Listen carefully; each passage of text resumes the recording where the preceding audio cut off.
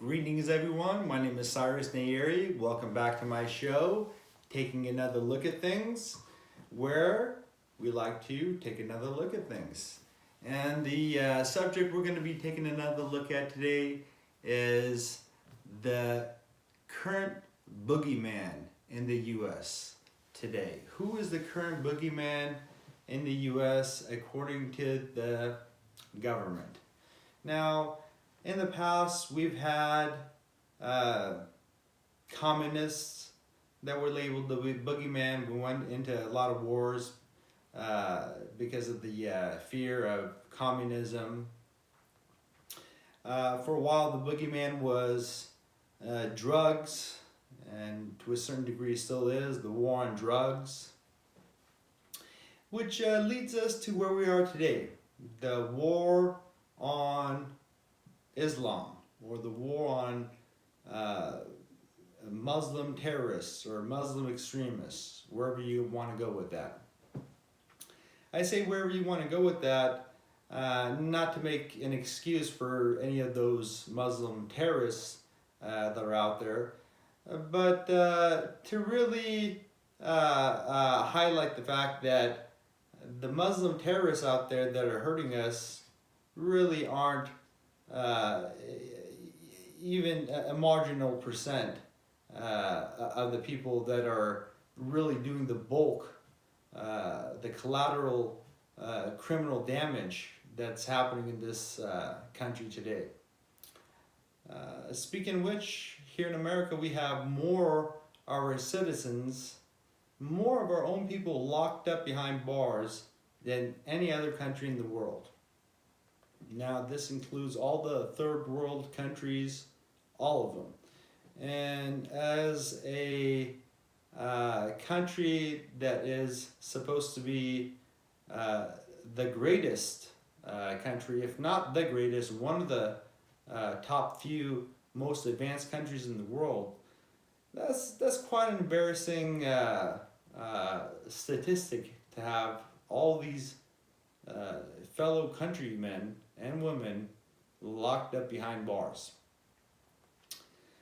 So that leads me to my next point about creating this boogeyman, which is the Muslim terrorists today, and how creating the boogeyman always legitimizes and gives power to the government to profit off of wars that we don't want to get into, just like Vietnam, just like initially the Middle East, how we didn't want to get into it. The government is set on brainwashing us and to scaring the heck out of us until we're paralyzed with fear to the point where we think that it's the Muslim extremists, the Muslim terrorists are the ones out there that we need to worry about. Like I said, the people that are locked behind bars in the U.S. Are the majority of those Muslim terrorists? No. And the few that are Muslim terrorists, or even are suspected, not convicted, just suspected of being Muslim terrorists, we send them to Guantanamo Bay so they can get waterboarded and tortured in various ways, with absolutely no due process, no access to an attorney.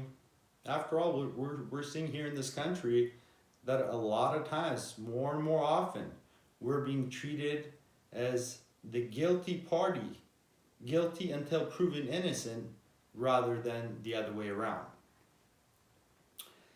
So back to the talk about creating the boogeyman. I remember approximately a little over 10 years ago, I went back to college for a couple of semesters just to take some classes and see how good I would do. I did well in those classes, but I remember in college, when I was in my 20s, I would always not always, but I would frequently do poor in some of my classes because I was always thinking about, you know, getting out of class and having fun and whatnot. So the classes that were challenging for me, especially the classes that were challenging for me, classes like philosophy and history, I never had a problem with, but when it came to classes like math, I would find challenging. Um, so I went and I took those classes, and I did good in all those classes this last time around. But this was I was taking these classes right after I had a serious motorcycle accident, and at the time I had a problem with my right hand. So I would take my tests, my quizzes, my midterm, my finals, whatever it was, and this special disabilities class. And one day when I was inside that room, the front desk lady, I came in there with my backpack and, you know, my folders and whatnot, and I set my bag down, and I had to use the restroom really bad.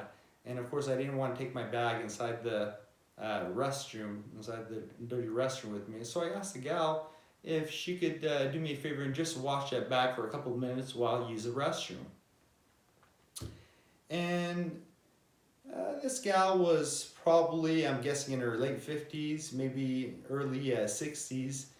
And she turned around to me, and before I started leaving to exit to go towards the restroom, she said to me, "Well, there's no bombs in there, are there?" Now, I could have definitely made a big stink about it, and you know, but nevertheless, I chose not to. I just laughed it off, and as everyone else, all the other special needs counselors were looking. I said, you know, what is this Middle Eastern thing? And we all started laughing, and that was that. But the point of that is just look at who we're scaring and how we're scaring those people. I mean, me, an Iranian American that grew up in this country, an American citizen, has people scared like this, to the point where they think that this person may blow them up.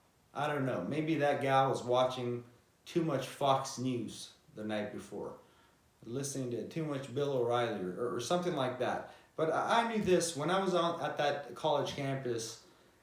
Most of the times, if not all the times, when a gal would see an Iranian American approaching them, what they would think is, this guy's probably going to hit on me. He's probably going to come at me with some corny, cheesy line. Not he's going to come at me with some sort of bombs strapped to his waist. After all, you know, this is 2018. We all know what Persian American guys are like. This is nothing that's that foreign to us. But I hope all of what I've said has really rang a bell with you, has made you think about what's going on in this country today, how boogie monsters are continuously made by the government in order to justify their own actions, and how as Americans should open our eyes to this and know when our own government is trying to bamboozle us. Once again, my name is Cyrus Nayeri. Thank you very much for tuning into my show, taking another look at things, and I look forward to seeing you next time. Thank you.